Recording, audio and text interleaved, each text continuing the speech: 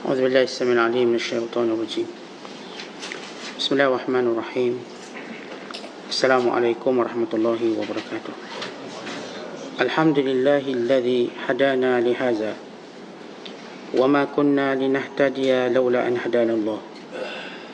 أشهد أن لا إله إلا الله وحده لا شريك له وأشهد أن محمدا عبده ورسوله. اللهم صل وسلم وبارك على سيدنا محمد وعلى آله وصحبه ومن سار على نهجه واستنى بسنته واهتدى بهديه إلى يوم الدين. أما بعد، وقال المصنف رحمه الله تعالى: ونفعنا الله به وبعلومه في الدارين آمين. Telah berkata Imam Al-Allamah Syekh Abdul Qadir Al-Jilani, semoga Allah Ta'ala merahmatinya dan memberkatinya, dan kita mendapat ilmu dan manfaat serta barakahnya di dunia dan di akhirat. Wahai gulam, orang-orang yang engkau menemani mereka di dunia kerana dunia mereka, besok engkau tidak akan melihat mereka lagi. Pisahkan dirimu dari mereka. Apa sebab yang menghalangimu untuk memutuskan diri dengan teman-temanmu yang jahat, yang engkau bergaul dengan mereka pada jalan yang lain dari jalan Allah Ta'ala? Kalaupun tidak pasti bergaul dengan manusia, maka pergaulilah orang-orang yang wara', yang berzuhud, orang-orang yang arif, yang mengamalkan ilmunya, para murid yang menuju ke jalan Allah, dan para penuntut yang mencari keredaan Allah. Pergauli siapa yang boleh menyisihkanmu dari manusia dan membawamu dekat kepada Allah Ta'ala. Pergaulilah sesiapa yang membuangkan bibit sesat yang bersarang di hatimu dan mendirikanmu ke atas jalan yang benar. Temanilah siapa yang menutupkan matamu dari dunia, kemudian membukakannya untuk akhirat. Siapa yang memisahkan hidangan dunia daripadamu, lalu digantikan dengan hidangan akhirat. Siapa yang mematahkan belenggu yang merantaimu, lalu menjadikanmu bebas merdeka. Siapa yang dapat menyelamatkanmu dari ular-ular, kalajengking dan semua binatang buas, lalu memindahkanmu ke tempat yang aman, sentosa, senang dan selamat. Pergaulilah orang-orang yang sifatnya seperti disebutkan di atas tadi, dan sabarlah atas kepahitan bicaranya. Ikut perintah dan larangannya. Aku lihat kebaikan itu akan datang segera, akan tetapi mestilah dengan menempuh jalan keberanian yang hanya sebentar sahaja. Tetapi dengan bergantung pada diri sendiri, tentu tidak ada apa-apa pun yang dapat dicapai. Namun begitu, engkau tetap perlu kepada dirimu juga. Muslimin dan muslimat sedang penonton yang dirahmati Allah sekalian, siapapun yang menjadi teman kita di dunia, maka ada beberapa perkara yang kita perlu sedar dan kita perlu faham. Yang pertama, bahawa kita akan dipertanggungjawabkan dengan tempoh waktu, umur dan usia kita berkawan dengan mereka. Dan yang kedua, kita akan senantiasa menjadi musabab antara satu sama lain ke arah mendapat rahmat dan keampunan Allah atau sebaliknya. Dan yang ketiga, di kalangan kawan kita di dunia, ada yang kita tidak mungkin bertemu lagi selama-lamanya, dan ada yang kita akan terus bertemu dengannya. Dan inilah yang dinyatakan oleh Allah Subhanahu Wa Taala: Al-akhillau yawma izin ba'duhum li ba'din adu illa al-muttaqin. Teman-teman di dunia akan bermusuhan di hari akhirat kelak, melainkan orang-orang yang bertakwa kepada Allah Subhanahu Wa Taala. Allah Ta'ala jelaskan kepada kita yang kita bersahabat, yang kita berkawan di dunia ini, bukan sekadar kita berpisah dengan maksud tidak bersama dengan mereka, bukan kita akan bermusuh. Bukan saling tuduh menuduh, tuding menuding. Siapa penyebab ke arah kemurkaan Allah Subhanahu Wa Taala? Kan setiap manusia pada waktu itu, yakni pada hari kiamat, ingin berlepas diri daripada kesalahannya sendiri dengan meletakkan kesalahan itu pada orang lain. Sama ada ia meletakkannya secara tuduhan, atau meletakkannya secara tanggungjawab, atau meletakkan benar-benar dosanya pada kita. Secara umumnya, oleh kerana ketakutan pada hari kiamat, manusia cenderung menuduh orang lain sebab.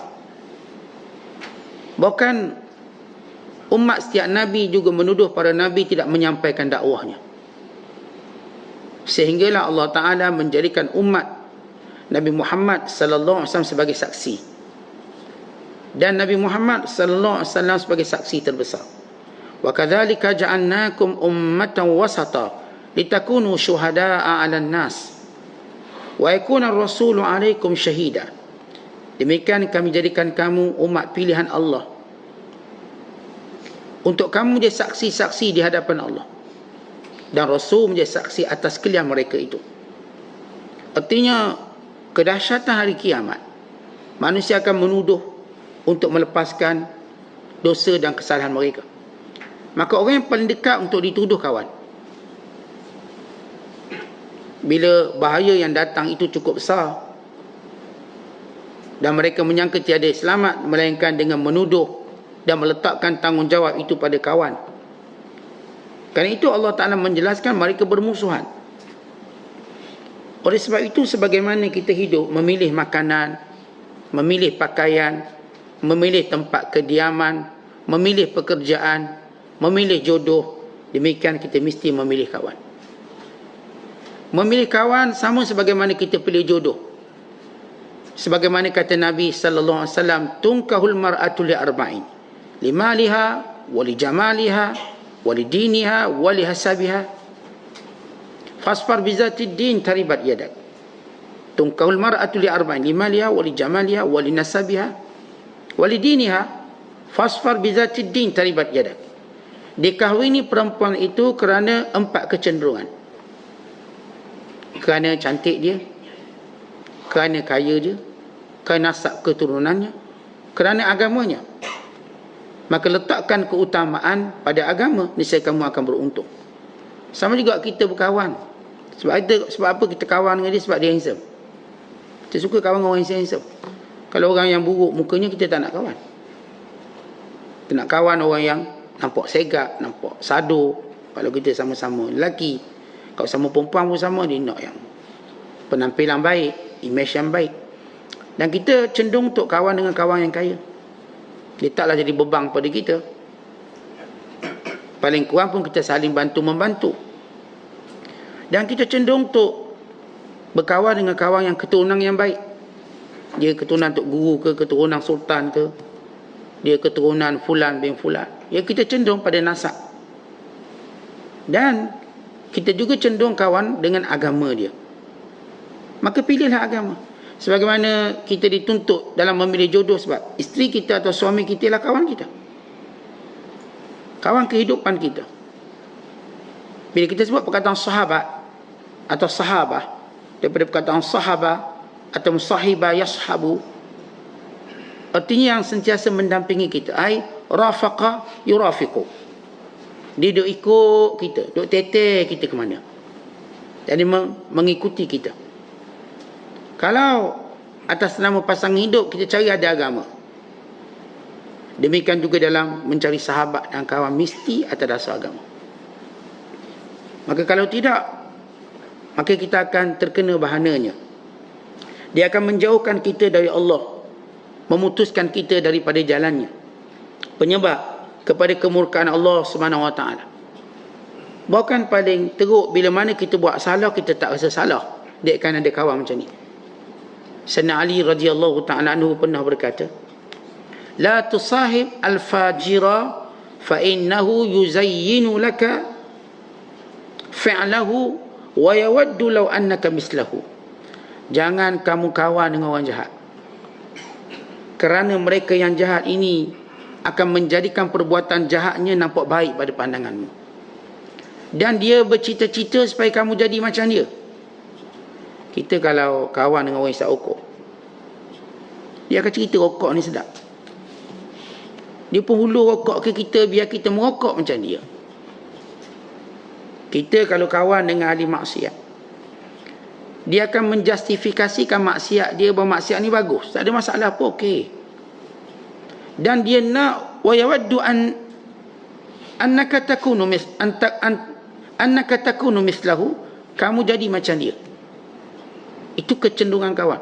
Kalau kita kawan orang baik, orang soleh, sebagaimana dia ke masjid, dia nak suruh kita ke masjid. Sebagaimana kita dengar kuliah, dia nak suruh kita dengar kuliah. Sebab tu kalau dia dengar kuliah, dia protect kawan-kawan dia supaya dengar juga macam dia.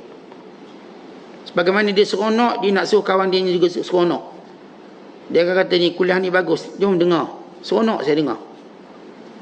Maka begitu kecenderungan kawan. Kata Sayyidina Ali radhiyallahu ta'ala anhu, kalau kamu kawan dengan orang jahat, pertama dia akan buat, dia akan justifikan, dia akan menjadikan kejahatan itu bagus pada pandanganmu.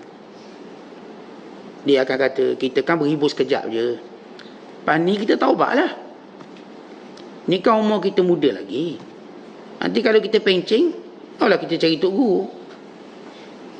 Artinya kalam atau perkataan yang menjadikan tabrir perbuatan jahatnya boleh dibuat, okey dibuat.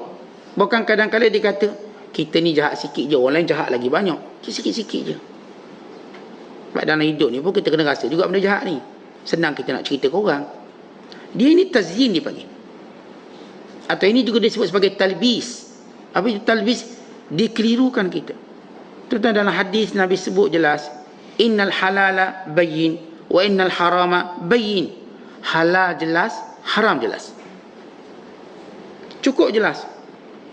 Orang beriman kalau dia belajar, maka dia dengan mudah tahu ini tak boleh, ini boleh. Dia mudah tahu dengan berkata ini jalan Allah, ini jalan kesesatan. Tapi bila kita berkawan, maka kita tak sedar. Kerana kita, tuan-tuan, kadang-kadang kita ni nak seronok dengan kawan, seronok. Kadang-kadang kita lupa berfikir seronok di dunia belum tentu menjamin seronok akhirat kelak. Sebab itu kata Malik bin Dinar, kalau sekiranya kamu berkawan dengan orang-orang baik dalam memindahkan batu yang berat, lebih baik daripada kamu berkawan dengan orang jahat sambil memakan halwa, memakan manisan dan memakan makanan. Maksudnya apa? Kita, tuan-tuan, bersama dengan orang baik, duk sibuk pindah batu. Maksudnya dalam kesusahan. Kita duduk dengan orang baik-baik dalam kesusahan lebih baik daripada kita duduk dengan orang jahat dalam kesenangan. Kenapa kesenangan itu adalah kesusahan akhirat kelak? Baik kita tolong kawan-kawan kita pindah batu berat, sambil-sambil pikul beban biar berpeluh, daripada kita duduk dengan orang jahat sambil makan halwa dan makan manisan. Kenapa? Kerana kita duduk dengan orang jahat je, maka kita mula berada dalam pandangan kemurkaan Allah. Kerana itu Allah Ta'ala sebut dalam Quran, wasfir nafsaka ma'al ladhina yad'una rabbahum bil ghadati wal ashi yuriduna wajhah wa la ta'du aynaka anhum turidu zinatal hayatid dunya wa la tuti' man aghfalna qalbahu an dhikrina wattaba'a hawah wa kana amruhu furuta. Kata Allah, bersabarlah kamu dengan orang-orang yang sentiasa mengingati Allah pagi dan petang, yang sentiasa mencari keredaan Allah. Jangan kamu cenderung, jangan kamu berkawan, jangan kamu memandang kepada orang yang kehidupannya cuma nak dunia. Jangan kamu ikut perangai mereka, kerana mereka telah dilalaikan hati mereka daripada mengingati Allah. Dan hidup mereka ini sentiasa mengikut hawa nafsu, dan seluruh urusan mereka berdosa. Kata kita kalau jumpa kawan yang dia tak pernah nilai dosa pahala, maknanya seluruh perbuatannya dosa. Dia tak pernah menilai. Kita kalau berkawan, bersahabat dengan orang yang tahu nilai, ini dosa, ini pahala, maka kita selamat. Sebab itu kita kena ada peraturan bagaimana cara kita bersahabat. Kalau orang tanya, bolehkah saya nak sahabat semua orang? Saya nak kawan dengan semua orang? Boleh, dengan peraturan. Kalau kita tak kuat, kita cuma boleh kawan dengan orang baik-baik. Kita cuma boleh berkawan dengan orang bertakwa. Sebagaimana disebut oleh Nabi sallallahu alaihi wasallam, la tusahib illa mu'minan. Jangan berkawan melainkan dengan orang beriman. Maksud mukminan, bila baginda sallallahu alaihi wasallam tak sebut musliman, Nabi sebut mukminan. Kerana perbezaan muslim dan mukmin itu ada ketara. Mukmin artinya orang-orang yang tiada keraguan dalam beragama dan tiada kelemahan dalam mentaati perintah Allah. Orang mukmin dia sentiasa bermotivasi dalam melakukan ibadat. Kalau orang Islam, belum tentu. Sebab Islam cuma nama. Sebab itu bila ada orang Arab Badui datang jumpa Nabi sallallahu alaihi wasallam, dia kata, "Ya Rasulullah, saya dah beriman." Maka tu ayat.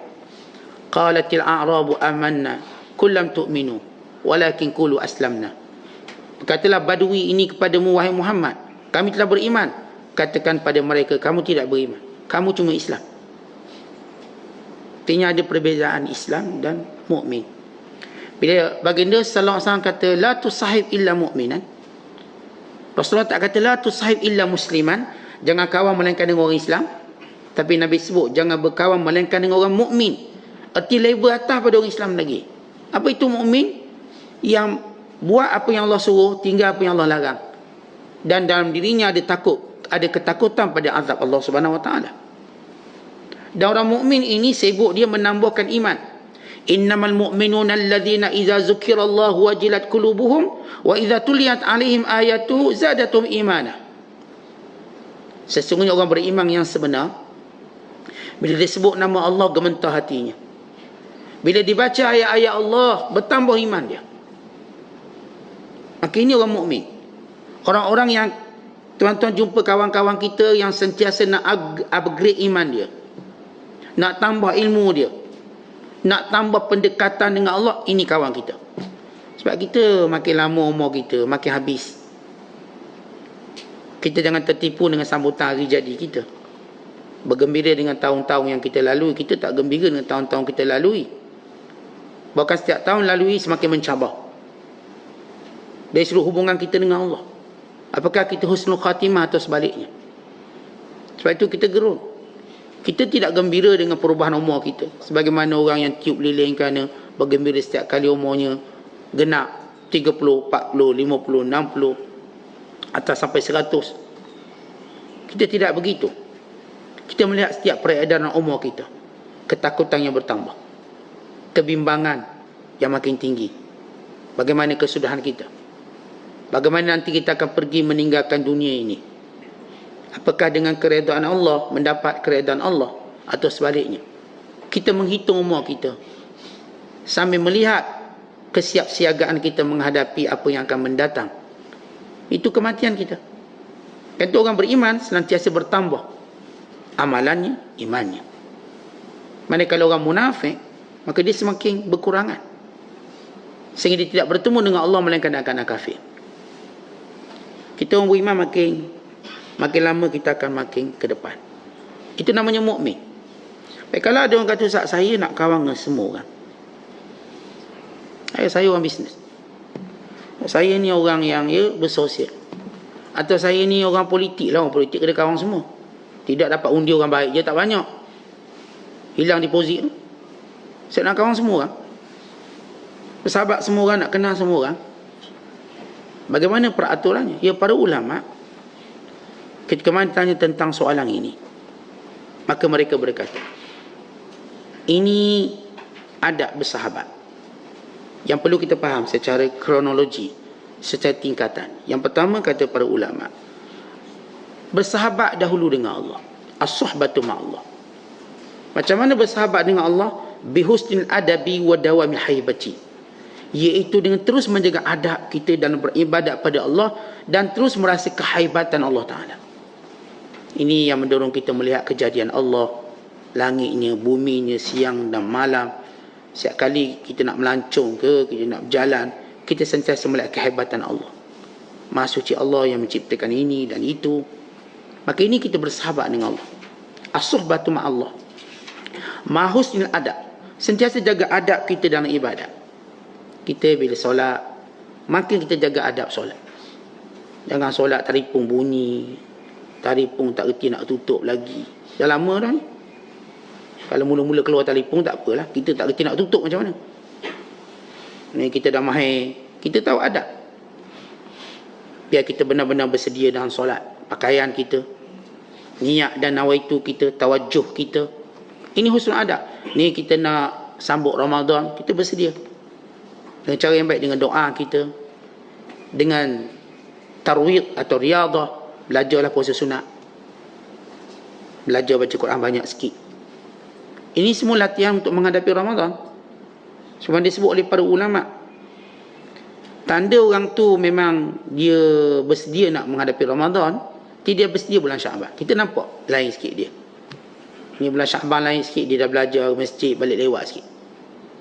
Dia belajar balik lewat, dia belajar iktikaf lebih lama. Maka ini husnul adab. Setiap kali Allah Ta'ala memerintahkannya dengan satu perkara, dia nak menjunjungnya dengan adab yang tinggi. Dia tak macam dulu. Dulu dia baca Quran sambil baca mesej, baca Quran sambil berwhatsapp. Pantang masuk WhatsApp, berhenti sekejap, jawab WhatsApp dulu, kita baca pula. Dah orang bisnes baca 2 hari WhatsApp, 2 hari WhatsApp. Dah sekali tutup Quran. Tak, kita tidak beradab. Kerana manusia bila berada dalam kesibukan dengan Allah, lalu dimasukkan kesibukan dengan manusia, maka Allah hilangkan kemanisannya. Tak manis. Sekiranya kita buang kesibukan dengan manusia, bila kita bersahabat dengan Allah, mendampingi Allah, Allah jadikan apa yang kita lakukan manis. Itu baca Quran manis, tak reti nak berhenti, panjang. Niat nak baca 10 muka surat jadi 20 muka surat. Niat nak solat witir 3 je jadi 11. Sebab apa? Allah tambahkan kelazatan. Niat nak duduk ni sampai duha je, terus duduk sampai zuhur. Allah tambah sebab fokus kita. Yang kedua, kata ulama, bersahabat dengan Rasul. Maksudnya kalau orang tu dia, saya kata nak sahabat semua orang, dia kena faham dulu persahabatan dia dengan Allah. As-suhbatu ma'allah, yang ini mendampingi Allah. Dan as-suhbatu ma'ar Rasul, dengan cara dia ikut sunnah dan sentiasa menambah ilmunya. Belum kita cerita kawan orang jahat ni kaedah dia. Kita kena mendampingi Rasulullah dengan maksud segala sunnah Nabi ada dalam tubuh badan kita.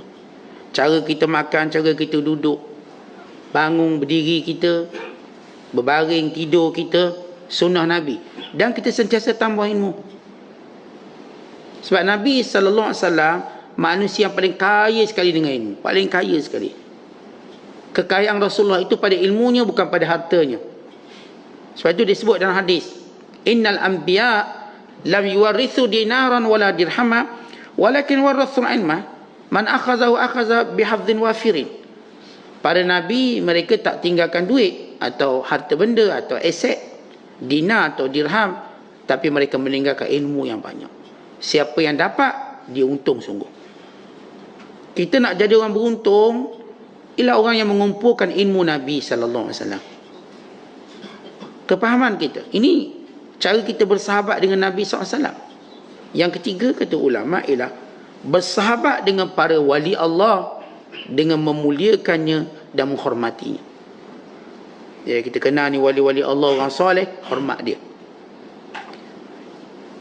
Dan kita memuliakannya. Dan bersahabat pula dengan keluarga kita. Ni kita ada anak, kita ada isteri, kita ada suami. Makin dia bersahabat dengan keluarga dengan perelokkan akhlak kita. Biar makin lama kita kahwin, akhlak kita makin baik dengan pasangan kita. Si isteri makin baik, si suami makin baik. Yang dulu mula-mula kahwin, pantang berlainan pandangan, gaduh berhari berminggu. Sekarang kita dah 20 tahun rumah tangga, 30 tahun, 40 tahun. Akhlak kita patut lebih baik. Baik namanya suami atau namanya isteri. Dan akhlak kita dengan anak pun makin baik. Kalau dulu cengeng, garang, brutal, misalnya, Sekarang anak kita pun dah besar, kita makin tua. Maka tunjuk akhlak yang lebih baik. Maka itu tanda dia berjaya dalam persahabatan keluarga dia. Dan kemudian kata ulama, bersahabat dengan kawan-kawan sekeliling dia dengan sentiasa tersenyum, sentiasa berwajah manis. Sebab pertama kita jumpa kawan kita, paling disuka tengok kita senyum pada dia. Tapi jangan silap waktu senyum. Jangan ketika dia kena musibah kita senyum. Ini boleh mengakibatkan sesuatu. Sebab senyum ni tuan-tuan ialah suatu yang umpama makanan. Masa kenyang kita tak ulur, dia tak ada makna. Masa lapar kita beri, maka dia terasa. Kalau orang duk sengih, senyum selalu, orang tak panggil senyum, dia panggil sengih. Bukan jenis berjalan 24 jam duk senyum, ni gila orang ni. Pada waktunya senyum. Ada waktu kita jumpa senyum. Lepas tu okey. Kita tak senyum sepanjang masa, seolah kita tak ada emosi. Okay. Senyum pada waktu, macam saya katakan, kita makan ke, kita minum ke, kita tidur, semua ada masa. Bila masa tak kena, tak jadi. Tuan-tuan tidur pada waktu tak kena, tak jadi. Tak akan lena. Tidur pada waktunya, lena. Pada waktu kita benar-benar mengantuk, memang lena. Makan pada waktunya, sedap makanan tu. Demikian juga senyum. Senyum ni bukan setiap masa senyum. Sepanjang berbaring, duk senyum seorang-seorang. Orang kata kita ni sewe apa. Itu maruah. Pada waktunya senyum. Jumpa, senyum. Dah. Dia dah rasa aman dengan kita. Okay, sila macam biasa. Ini bila bersahabat dengan kawan kita. Dan bila mana kita bersahabat dengan orang jahat. Ini bermula. Okay? Bersahabat dengan orang jahat. Bersahabat dengan orang jahil. Boleh tak? Boleh. Dengan berdoa kepada Allah untuk mereka. Kita bukan kawan nak ikut dia. Kawan kita untuk beri manfaat pada dia. Umpama seorang doktor berkawan dengan orang sakit. Doktor mendamping orang sakit untuk apa? Dia nak suruh sakit tu berpindah kat dia ke? Tak, dia nak merawat. Dia orang paling hampir dengan pesakit. Paling hampir. Paling dekat. Dia akan menyentuh pesakit. Dia akan sentuh pesakit. Bahkan lebih dekat daripada itu dia mungkin buat. Tapi apa tujuan dia? Menyembuhkannya. Tak ada seorang pun doktor bila dia mendekati pesakit untuk memindahkan sakit pada dia. Dia ada prevention dia. Dia ada wiqayah. Dia dah ada benteng dia. Maka dia datang nak sembuhkan. Kita pun sama. Kalau kita terpaksa berkawan dengan jahat, orang jahil, orang yang namanya tokoh masyarakat, orang yang namanya ahli bisnes, management, kita kadang bergaul semua orang. Yang jahat-jahat malam ada. Bila berhadapan dengan golongan ini macam mana? Sentiasa mendoakan. Dan sentiasa simpati dengan mereka. Dan melihat nikmat Allah pada kita, kerana Allah Ta'ala tidak uji kita macam dia. Ya Allah, kalau aku sesat macam dia, macam mana? Ya Allah, kalau aku duk berfikir macam cara dia fikir. Kalau aku lepas cakap macam dia lepas cakap, tak tahu dosa pahala neraka syurga. Ikut dang duk sembang bercakap. Alhamdulillah ya Allah, engkau tak jadikan aku bercakap macam dia. Engkau tak jadikan aku fikir macam dia. Engkau tak jadikan perangai aku macam dia. Tentu setiap kali kita berhadapan dengan orang jahat, orang jahil, pertama kita nak beri manfaat pada dia, keberkatan. Dalam masa yang sama kita bersyukur pada Allah kerana Allah selamatkan kita. Alhamdulillah Allah selamatkan anak-anak kita. Tak ada yang cenderung nak mencuri, merompak. Alhamdulillah anak-anak kita tak ada yang dedahkan aurat. Terjumpa kawan kita sampai ketua tak nak tutup aurat. Anak-anak dia bersama tak nak tutup aurat. Ni perempuan-perempuan pakai seluar pendek je. Kita tengok, ya kawan tak dengan dia? Ya kawan, dengan mendoakan. Maka dapat hidayah. Dan bersama kita pun syukur ya Allah. Mahanya hidayah engkau beri pada siapa yang kau kehendaki. Kalau aku yang diuji begitu ya Allah, habis aku. Kalau anak-anak kita pula diuji dedah aurat secara umum, anak-anak kita pula diuji tak peduli solat, tak peduli tentang halal haram, habis kita kadang-kadang tengok orang jahil beratur kedai orang kafir, makan kedai orang kafir, halal pun tak ada, beratur. Sian. Alhamdulillah, syukur pada Allah, Tuhan tak jadikan kita bernafsu macam dia. Kita walaupun lapar, kita kenal juga makanan kita tahu peraturan makan halal haram. Walaupun kita dengar itu sedap-sedap ya. Awak cerita sedap macam mana, saya letak hukum depan daripada sedap. Kalau dia tak halal, saya tak makan. Paling kurang kita ada jaminan dari dia ataupun daripada institusi tertentu yang letak halal. Paling kurang. Maksudnya kita ada maklumat info yang betul tentang makanan ni, okey. Tidak, kita tak cenderung. Biarlah orang letak makanan macam-macam hebat dia, tentang kita tahu peraturan. Baik, ini bila mana benar-benar kalau kita nak bersahabat dengan semua. Kita mulakan bagaimana cara kita menjaga adab kita dengan Allah, dengan Nabi SAW. Kita dah ada golongan-golongan atasan yang telah membentuk benteng kita. Sehingga bila mana kita berhadapan dengan orang yang tidak baik, maka kita tak ada masalah apa-apa.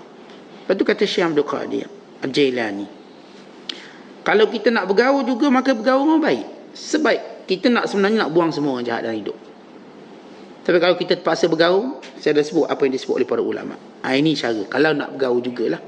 Kalau ada desakan ataupun kita katakan ada satu dorongan yang tertentu yang mesti kita bersahabat dengan mereka. Tapi kita kena ingat, waktu orang-orang yang buruk ini bercakap benda-benda yang tidak baik, maka kita jangan duduk bersama mereka. Fala taq'ud ma'ahum, kata Allah Subhanahu wa taala, jangan kamu duduk bersama mereka. Fala taq'ud ba'da dzikra ma'al qaumiz zalimin, jangan duduk sesudah kamu tahu tentang apa yang dilakukan itu haram bersama dengan kaum yang zalim. Dia duduk, dia bersembang benda-benda yang haram berlaku, datang kita jangan duduk dengan dia. Dia duduk, dia menghina agama dia, maka jangan duduk. Macam mana pun kita berkawan dengan orang tertentu ini, maka peraturannya lebih ketat. Tapi tak semua orang boleh buat. Maksudnya kalau kita tahu kita lemah, maka jangan. Sebab itu Syekh Abdul Qadir cenderung, Syekh Abdul Qadir bercakap tentang kebanyakan kita memang tidak kuat untuk berkawan dengan orang, tak kuat. Sebab kita bukan para pendakwa yang hebat. Kita orang yang sedang bentuk diri kita. Kita pun tuan-tuan nak buat diri pun berat lagi.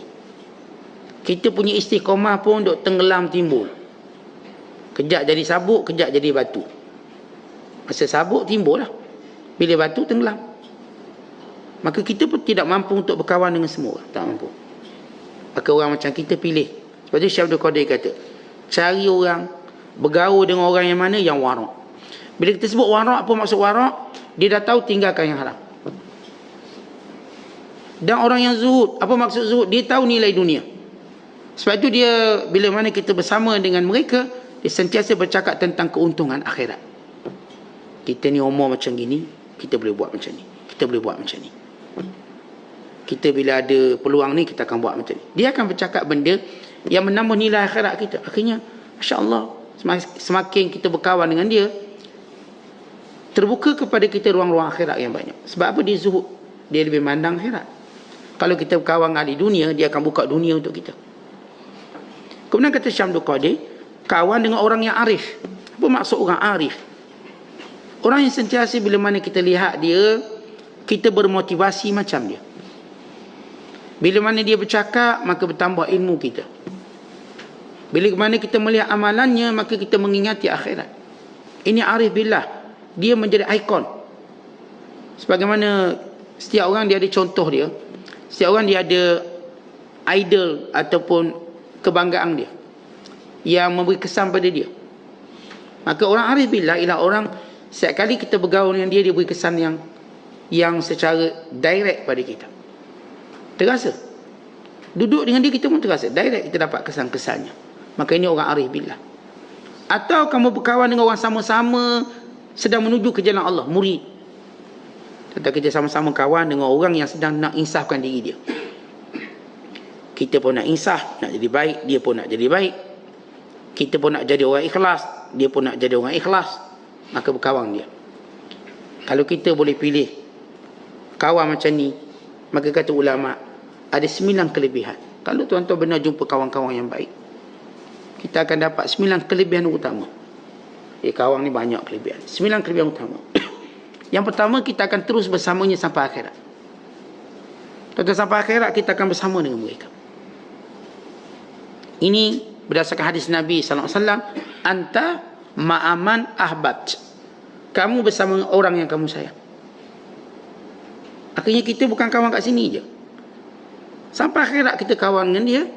Dan kita akan bercerita tentang nostalgia dunia di hari akhirat kelak. Ada sahabat-sahabat kita. Dan sahabat-sahabat macam ni kita nak cari. Kita bukan nak kawan sehari. Kita bukan nak kawan 2 hari. Kita nak kawan sampai hari pertemuan kita dengan Allah. Yang kedua, kata ulama, bahawa kawan ini akan menyelamatkan kita daripada huru-hara kiamat. Sebab kita dah sebut tadi dalam apa yang Allah Ta'ala sebut dalam Quran tentang bagaimana setiap kawan tadi dia akan tuduh-menuduh dan membimbangkan kita dengan tuduhan itu. Maka bila kita kawan dengan orang baik, dia mengamankan kita. Aman, kita akan dibangkitkan bersama orang dengan kawan-kawan kita. Setiap orang dia akan dibangkitkan bersama dengan kawan-kawan dia. Dia grup mana? Kalau kita grup orang baik, semua orang baik. Maka sebagainya menumpang kebaikan seorang. Jadi kita berkawan dengan ahli sedekah yang disebut oleh Nabi SAW. Ahli sedekah akan berdiri di bawah naungan sedekahnya pada hari kiamat kelak. Dan kita baik dengan dia, tumpang sekali ya. Maka huru-hara kiamat dapat dielakkan disebabkan persahabatan yang baik. Sebab setiap orang akan dibangkitkan, dia akan paling kanan kiri dia orang yang dia dahulu berkawan. Entah sebelah kita tengok orang yang bermasalah, takut. Kita kawan ingat nanti kita bangkit, celak mata. Di hari kiamat di padang mahsyar, pandang kanan, pandang kiri, itulah orang yang pernah bersama kita di dunia. Kalau ni orang-orang soleh, Masya Allah. Semua orang ni cukup kita rasa aman. Tentang kita kalau duduk dengan orang baik sini pun kita dah rasa aman. Kalau polis lalu pun kita tak rasa pun akan ditangkap. Sebab kita tak buat salah. Dan kawan kita pun tak buat salah. Jadi kalau dia datang pun mungkin dia nak bermesra dengan kita ni. Tapi kalau kita tak salah, ada kawan kita buat salah, lalu polis dengan kita jadi takut. Kan ditangkap kita sekali untuk soal siasat. Kita kena ke mahkamah jadi saksi dan sebagainya. Yang ketiga, bila mana kita berkawan dengan kawan yang soleh ini, maka kita akan mendapat keberkatan doa mereka. Hatta walaupun kita mati, setiap kali ada orang berdoa untuk saudara beriman yang hidup atau mati, doa itu dapat pada kita. Dan Allah sebut dalam Quran, walladzina ja'u min ba'dihim yaquluna rabbana ighfir lana wa li ikhwanina alladzina sabaquna bil iman wa la taj'al fi qulubina ghillan lil ladzina amanu rabbana innaka ra'ufur rahim. Dan orang-orang yang masih hidup berdoa kepada teman-teman yang sudah mati, ya Allah, ampunkan dosa kami dan dosa saudara kami yang sudah mati. Maka bila kita berkawan orang baik, kita dapat doanya. Tentu bukan sekadar doa masih hidup, doa masih mati pun kita dapat. Ini sahabat yang baik. Kadang-kadang bila kita dalam kesusahan di dunia lagi, kawan-kawan kita doakan. Didoakan kesembuhan kita, didoakan kesabaran kita, didoakan keluar kita daripada kesulitan. Dan yang keempat, kata ulama, kita akan mendapat kasih sayang Allah pada hari kiamat kelak. Sebab akhirat kelak Allah akan panggil, ainal mutahabuna bi jalali. Mana dia orang yang dahulu berkasih sayang kerana aku? Mana dia? Kerana aku menyintai mereka. Sebab itu disebut dalam hadis, bila orang dua orang bersahabat kerana Allah, dua orang bersahabat kerana Allah, yang satu lebih sayang kepada saudaranya, lebih pada saudara yang sayang pada dia, maka orang ni lebih Allah sayang daripada yang satu lagi. Sebab itu bila kita bersahabat, kita nak tunjuk kita lebih sayang pada dia berbanding dia sayang pada kita. Tapi kita ni terbalik, nak suruh orang sayang lebih pada kita. Itu kita suami isteri mengajuk, awak dah tak sayang saya, yang ni dah tak sayang, duk main tok sayang tak sayang, gaduh. Tentang kita ni bila bersahabat, baik dengan isteri kita, baik dengan anak, tunjuk siapa yang lebih sayang, siapa. Kerana Allah nilai benda tu untuk jadi orang paling dekat dan paling disayangi oleh Allah. Ya, dua sahabat ni Allah sayang sebab dicinta kerana Allah. Tapi Allah lebih sayang lagi orang yang lebih sayang pada saudaranya. Kalau saya bersahabat dengan Fulan bin Fulan, apakah dia lebih sayang pada saya atau saya lebih sayang pada dia? Kalau saya lebih sayang pada dia, maka saya lebih dekat dengan Allah berbanding dia. Dia sebut darjat bersahabat. Darjat lain, cerita lain pula. Darjat bersahabat. Kita dapat beza kalau dia pergi rumah saya, misalnya, biskut kering, contoh. Saya pergi rumah dia, kambing panggang. Saya tahu dia lebih sayang saya. Dia tak berkira saya. Saya mungkin berkira dia, contohlah berkira. Kau datang sama saya bagi masa 10 minit. 10 minit tu. Lebih kena keluar. Bila saya datang sama dia bagi masa saya 10 hari. 10 hari. Tak, jangan balik lagi, tidur sini. Dia lebih tunjukkan keprihatinan. Dia lebih dekat dengan Allah dengan nilai persahabatan. Sebab itu tuan-tuan, bila kita bersahabat, carilah orang yang lebih sayangkan kita. Kemudian kita compete, lawan dia untuk kita lebih sayang pada dia. Kita berlawan dengan sahabat. Pertama, bila kita nak berkawan, cari orang lebih sayang pada kita. Kemudian kita berusaha untuk tunjuk kita lebih sayang dia berbanding dia sendiri pada kita. Ini persahabatan kerana Allah. Sebab tu bila kita bersahabat kerana Allah, masing-masing nak tunjuk siapa lebih baik. Ini kerana bersahabat kerana Allah. Tapi kalau bersahabat bukan kerana Allah, masing-masing nak ambil manfaat. Macam mana aku boleh ambil? Gunakan dia. Kemana aku nak gunakan dia? Kemudian bila dia dilihat kawannya dah tak ada apa nilai, dia buangnya. Tapi sahabat yang baik, dia bukan gunanya, tetapi dia bersamanya.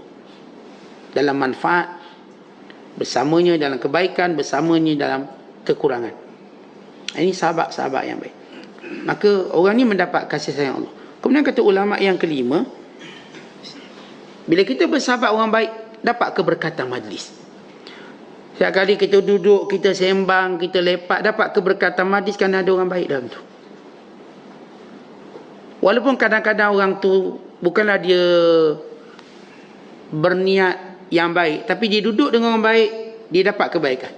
Ini yang disebut dalam hadis Nabi sallallahu alaihi wasallam, humul qaum alladhi la yashqa bihim jalisuhum. Mereka ialah kaum yang tiada pun yang duduk bersama mereka itu ditimpa kecelakaan. Contoh misalnya, kita suka majlis ilmu, kawan kita tak suka. Pada kerana hari ni dia ada memang temu janji dengan kita nak jalan, kita kata jom singgah sekejap majlis ilmu, duduk sekejap. Walaupun dia tidak niat pun nak duduk majlis ilmu, tak niat pun, just kerana hajat kita dengan dia, maka dia tetap dia berkati oleh Allah. Bukan disebut malaikat berkata kepada mereka ini, kumu maghfuran lakum, bersolatlah kamu dengan mendapat keampunan Allah. Ni ada kawan ni sebab dia nak pinjam duit dengan kita lah. Ni jenis kawan masalah sikit. Dia kata, boleh awak nak pinjam duit saya, nanti subuh datang. Lepas kuliah subuh saya bagi awak duit. Contohlah, dia pun solat subuh, dia pun duduk ada ilmu. Niat dia bukan nak belajar pun, tak ada niat pun nak belajar, tapi kerana dia nak hutang kawan dia, maka akhirnya majlis habis. Dia yang duduk tetap mendapat keberkatan, kemuliaan. Bukan malaikat berkata, bangunlah kamu dan kadang kamu telah diampunkan dosa. Sebab tu tuan-tuan, duduk dengan orang baik, bila kita bersuai, dia ampunkan dosa. Kerana keberkatan duduk dengan orang baik, datang keinsafan, datang kesedaran, datang keazaman. Kerana itu kita tak rugi berkawan dengan orang baik, duduk dengan orang baik, bersama orang baik. Setiap masa-masa kita bersama baik, tak rugi langsung. Itu pelaburan kita. Pelaburan kita bila dapat duduk lebih lama dengan orang soleh. Kemudian kata ulama lagi, yang keenam ialah bila kita berkawan orang baik, dia akan kenalkan kita dengan kawan baik yang lain. Tentu duduk kawan dengan seorang je orang baik, orang baik itu ditunjuk networking dia, ni orang baik-baik dia.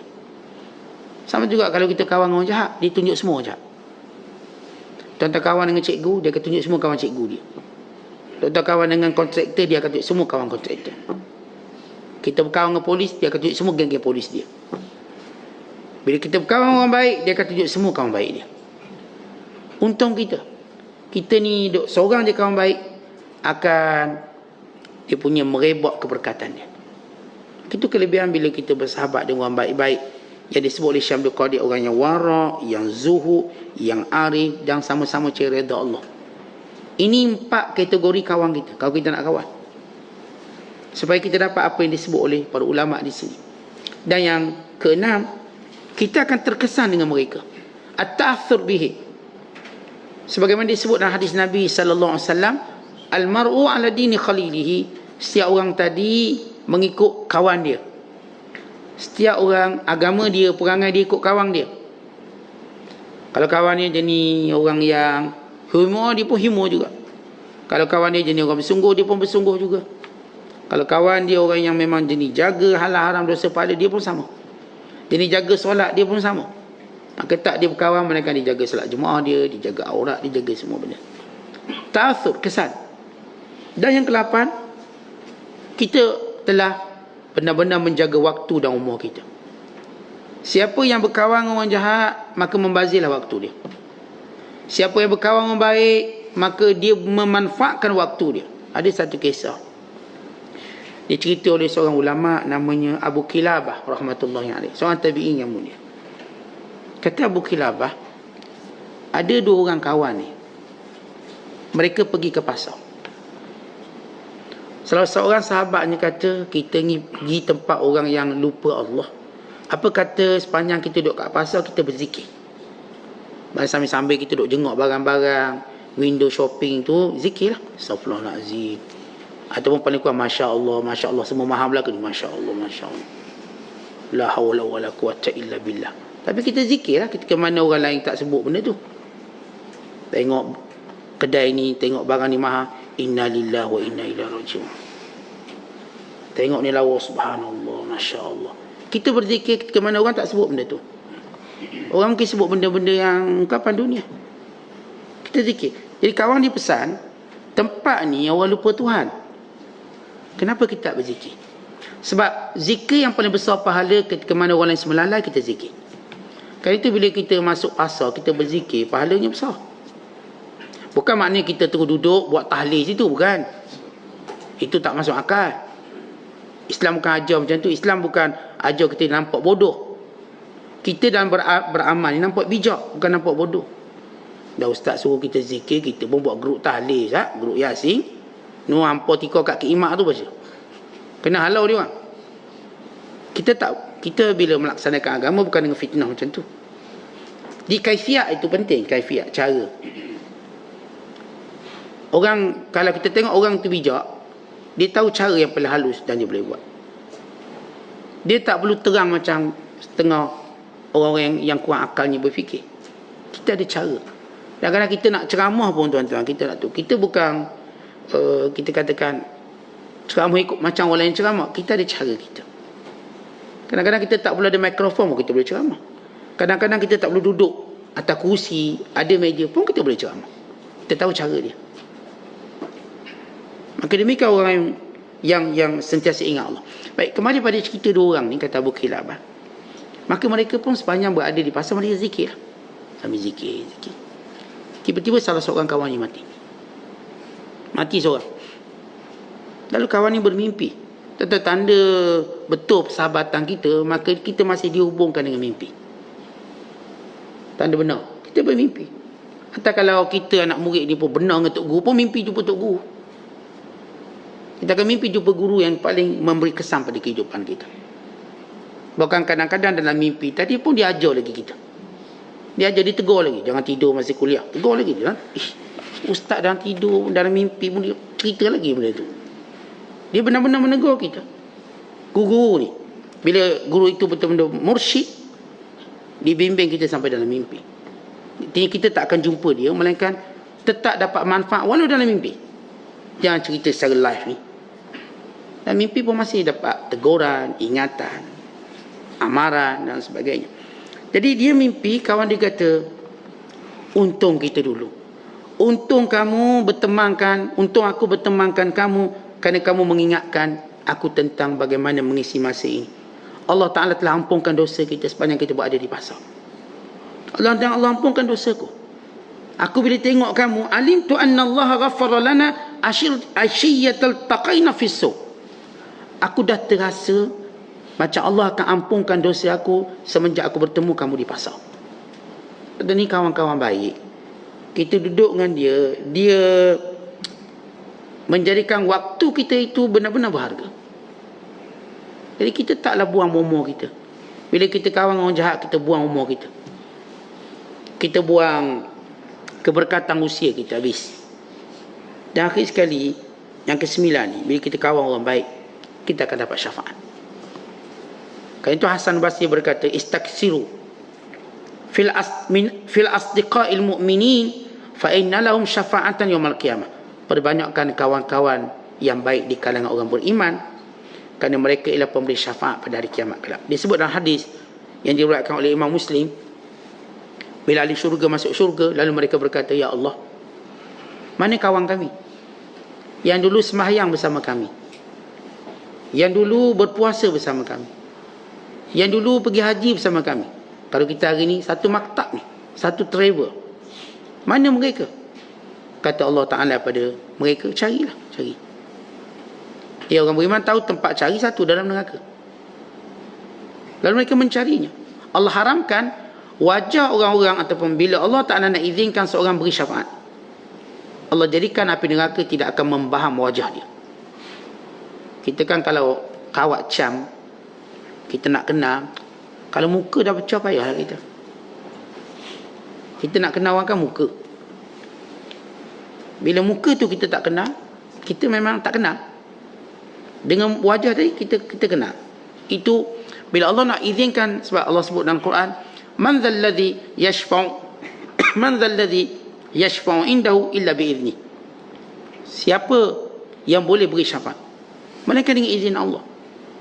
Maka bila Allah nak izinkan, orang yang patut beri syafaat, orang yang patut mendapat syafaat, mukanya tidak dibakar oleh api neraka. Mukanya kekal. Mungkin dibakar kakinya, lututnya, pinggangnya, badannya, tapi tidak wajahnya. Apatah lagi wajah ini pernah bersujud pada Allah, maka diharamkan. Atau wajah ini pernah menangis kerana Allah, atau telinga ini pernah mendengar benda-benda yang beri manfaat, maka ahli syurga ni pun pergi jenguk dalam neraka dan melihat sahabat mereka dengan wajah yang mereka kenali, lalu menarik mereka keluar, tarik keluar. Ketika itu api sudah pun membaham kaki mereka dan lutut mereka. Dan hadis Nabi kata, akhadhathun nar, api itu sudah pun membaham atau sudah sampai pada kaki, tumit dan juga lutut mereka. Dah kebakar dah ni. Sehingga dia tarik keluar oleh ahli syurga yang merupakan kawan dia. Dan ni cerita kawan-kawan. Kita bayangkan bila kita kawan yang ramai orang soleh, kawan-kawan kita yang soleh, kawan-kawan kita yang baik. Sebab itu kawan ni ialah keuntungan kita dalam pelaburan hidup. Kalau kita cerita melabur, tuan cerita rezeki paling baik sesudah kita mendapat agama, inilah sahabat. Sahabat ni ialah modal kita dan keuntungan kita dalam kehidupan. Bukannya wang ringgit ni untuk kita jaga sahabat kita, untuk kita dapat sahabat kita. Maka bila kita dapat sahabat yang baik, bayangkan kalau kita kenal seorang pun, dia tak akan biarkan kita masuk neraka. Kalau kita kenal ramai orang soleh. Sebab tu kita hidup ni, dan ini yang tasawaja, untuk tidak berbalah dengan orang baik. Tak, jangan balah dengan dia. Kita berbeza pandangan, itu benda yang biasa. La ba'sa bihi, it's okay. Okay, benda biasa. Tapi bila kita bergaduh dia, ini tak okay. Tetap berbeza pandangan, berbeza pendapat, even berbeza fatwa, itu perkara biasa. Tapi memusuhi mereka kerana syahwat kita, ini satu perkara yang salah. Sebab itu kata Imam Syafi'i, uhibbus salihin walastu minhum la'alli an ana labihim syafa'atahu. Kata Imam Syafi'i rahimahullah, Imam Syafi'i ini orang baik, dia soleh. Dia kata, aku cinta orang soleh. Aku cinta orang soleh. Semoga dengan sebab ini aku mendapat syafaat mereka kiamat kelak. Ini orang dah baik pun duk cerita syafaat kawan sebenarnya kita ni. Imam Syafi'i rahimahullah ini mujaddid, imam yang hebat, pun bercakap tentang syafaat kawan. Kita lebih aula daripada tu. Lepas tu saya katakan, kita tuan-tuan buat satu prinsip hidup. Dengan orang baik saya tak nak gaduh. Saya mungkin berbeza pandangan, pendapat. Saya mungkin berbeza guru. Dia guru lain, saya guru lain. Kita tak ada masalah. Tapi saya tak nak berbalah. Kita nak ramaikan kawan baik. Bukan kawan baik grup kita. Kalau grup kita ramai mana kita? Semua orang Islam, semua. Walau di Bangladesh, walau di Pakistan, walau di Indonesia, walau dia orang Nepal, dia orang beriman, saya nak jadikan sahabat. Walau di mazhab Hanafi, ni Hambali, ni Maliki, dia sahabat. Sebab itu pemimpin yang paling hebat, pemimpin yang menyatukan semua ni. Sebab itu hebat Salahuddin Al-Ayyubi, kerana dia menyatukan semua mazhab. Itu hebat Salahuddin Ayyubi. Dia menyatukan semua mazhab. Dia menyatukan semua tok guru. Kerana itu Baitul Maqdis dibebaskan. Kalau kita nak bersatu puak kita je, bukan semua orang Islam, kita tak akan buat apa-apa pun kehebatan dalam dunia. Tak ada. Kita cuma penuh tembolok kita, itu je. Tapi bukan masalah umat. Masalah umat tidak boleh selesai tanpa kita berkasih sayang antara sesama Islam. Dan Allah menyebut sifat orang-orang yang menang, ruhama'u bainahum, mereka saling berkasih sayang sesama mereka. Asyidda'u 'alal kuffar ruhama'u bainahum, keras dengan orang kafir, tapi sama orang Islam ada ruang-ruang lembut. Tapi kita terbalik, duk keras orang Islam, orang kafir lembut pula dia. Orang kafir baik sikit duk puji melangit. Orang Islam punya banyak baik, ada sikit kurang. Ini disebut-sebut, dia ungkit-ungkit. Padahal orang Islam ni banyak buat baik dengan dia, dia cepat lupa. Kalau dia pula buat baik sikit, dia cepat ungkit. Tetapi kita tak mau jadi orang macam tu. Saya melihat orang Islam, mereka ini orang yang Allah persaudarakan saya. Bukan negara, bukan budaya, tapi Allah. Innamal mu'minuna ikhwah. Orang beriman itu bersaudara. Maka kelainan pandangan pendapat bukan isu besar bagi saya. Kerana menjaga ukhuwah itu merupakan fardu dalam Islam. Kefarduan dalam Islam. Bahkan kita bercakap tentang nisfu Sya'ban yang mendatang. Maka Allah Ta'ala berfirman kepada para malaikat supaya memadamkan dosa, mengampunkan dosa. Saksikan wahai para malaikat, aku ampunkan dosa semua ini. Melainkan 2 orang aku tak akan ampun. 2 golongan. Pertama yang mensyirikkan aku. Yang kedua 2 orang yang berbalas sehingga dia berbaik. Kata Allah Ta'ala pada malaikat, anziru hadzain hatta yastaliha. Wahai malaikat, kamu jangan duk padang dosa dia lagi. 2 orang ni, 2 beranak ni, 2 beradik ni, 2 orang ni, 2 kawan ni, sampai mereka berbaik. Hatta yastaliha. Bila berbaik, silakan. Ini tuan-tuan bila kita berbala hal-hal duniawi. Tapi kalau kita berbala prinsip yang benar dan halal haram, maka ini hal lain. Saya bercakap kita banyak gaduh ni hal duniawi banyak ni. Salah parking, silap bising sikit, gaduh ni lebih-lebih pada benda duniawi, benda-benda teknikal. Lalu teknikal ni tadi kita besarkan. Walau kita kalau perbalang tu perbalang duniawi, jangan besarkan sikit-sikit sudahlah. Sebab itu Nabi beri tempoh nak gaduh orang 3 hari. Kalau nak gaduh jugalah. La yahillu li muslim an yahjura akhahu fawqa 3. Tidak halal bagi seorang Islam berbalah dengan saudaranya lebih pada 3 hari. Ya mungkin pertama kita pun nak marah juga, kedua, tapi ketiga takkan tak sejuk lagi. Melainkan kita memang perangat sendiri. Kita yang perangat dia apa? Kita tolong perangat permusuhan yang lama. Permusuhan ni kadang-kadang daripada zaman nenek kita. Tapi zaman kita hidupkan balik seperti perangai jahiliah. Jadi kita orang Islam melihat saudara kita seagama, kalau mereka ni jahat, untuk kita doakan. Dan untuk kita melihat nikmat yang mana Allah beri pada kita, suatu keselamatan. Maka ini sahabat-sahabat yang boleh menjadikan kita selamat, yang boleh membuang rantai-rantai yang membelenggu diri kita, dan benar-benar memindahkan kita di tempat yang selamat. Kita nak gaul dengan kawan-kawan yang macam ni, dan kita tahu kelebihan dia sebagai disebut, yang telah ditekankan oleh para ulama, yang kesemuanya menunjukkan bila sahabat-sahabat yang baik, yang perlu kita pilih hari ini dan berjuang mempertahankan mereka, kerana mereka aset penting kita akhirat kelak. Aset pertahanan, aset kekayaan, kemuliaan kita di hadapan Allah SWT. Dan setiap orang akhirat kelak akan berbangga dengan sahabat-sahabat yang ramai. Kalau Nabi SAW berbangga dengan umat paling ramai, manakala umatnya pula akan berbangga dengan kawan yang ramai. Bila di kalangan kita tuan-tuan ada sahabat yang ramai, Masya Allah, dia akan berbangga. Maksud bangga di hadapan Allah ialah suatu sifat syukur dia pada Allah. Bukan bangga maksudnya merendahkan orang lain, menghina orang, tidak. Bangga iman lain, bangga dunia lain. Bangga kita orang beriman kerana syukur kita pada Allah. Maka bila kita ada kawan baik, kita berjaya dalam kehidupan beragama. Kehidupan beragama bukan sekadar kita boleh ke masjid, ke surau, boleh dengar kuliah, tinggal yang halal, tinggal yang haram, buat yang halal. Dan keberjayaan agama itu juga dinilai dengan kawan kita. Kalau kita ni kawan pun payah nak dapat satu. Saya tak suka kawan orang, Ustaz. Jangan. Awak kena cari kawan. Habis saya ni muka dia ni tak berapa senyum. Cari kawan yang tak senyum juga. Itu satu mazhab dengan awak. Tapi ada kawan. Sebab motivasi dalam beragama, dia perlukan kawan. Tuan-tuan tak mungkin ada motivasi. Tak ramai orang dia ada motivasi sendiri. Tak ramai. Kebanyakan kita, motivasi dia ada pada orang lain. Ada suami motivasinya pada isteri. Tu kalau isteri sakit dengan dia tak pergi. Padahal tak ada kena-mengena. Bukan dia jaga pun. Dia cuma, Ustaz, bini saya sakit. Habis awak apa? Saya tengok TV. Sebab motivasi dia pada isteri dia. Motivasi dia pada suami dia. Motivasi dia pada orang dekat dengan dia. Tak ramai orang ada motivasi sendiri. Tak ramai. Itu antara benda yang kita nak baiki dalam hidup. Ada orang motivasinya kerana orang tertentu. Ada orang belajar sebab tok guru dia. Tok guru dia mati, dia pun tak ke mana pergi. Sebab motivasinya di situ. Dia tak boleh jadikan motivasi begitu. Sebab motivasi begitu boleh bawa pada bahaya. Tok guru dia cuti sehari je, dia dah hilang roh. Dah sesak ke mana dah dia. Jangan begitu, kita tahu stand kita kat mana. Kerana guru kita tak mungkin suruh kita, kalau saya tak ada, awak jangan belajar. Tak mungkin. Tak ada seorang pun guru cakap macam tu.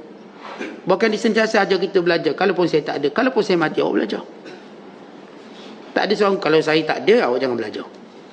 Awak bolehlah rehat. Tentang kita belajar bukan kerana fulan bin fulan, kita melihat kelebihan yang Allah Ta'ala sebut. Berarti kita sedang sentiasa bersedia.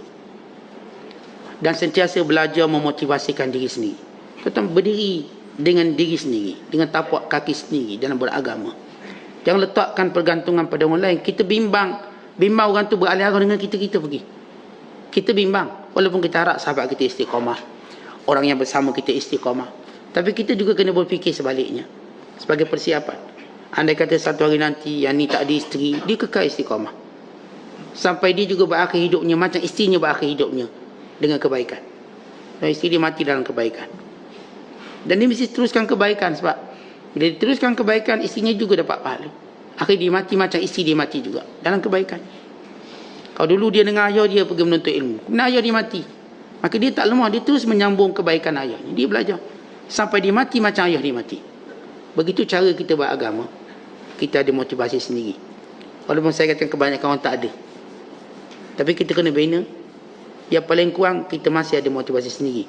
Kita masih ada tenaga sendiri dalam beragama. Wallahu bissawab. Assalamualaikum.